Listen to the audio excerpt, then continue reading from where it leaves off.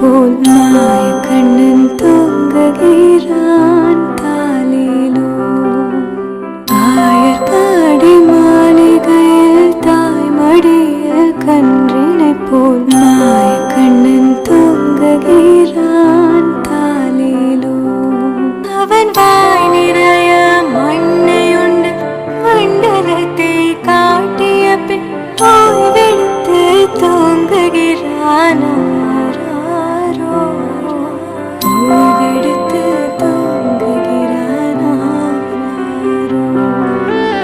ஆயர்பாடி மாளிகையில் தாய்மடியில் கன்றினை போல் மாய கண்ணன் தூங்குகிறான் தாலிலோ. பின்னலிட்ட கோபியரின் கன்னத்திலே கன்னமிட்டு மன்னவன் சோலையிலை செய்தான் தாலிலோ.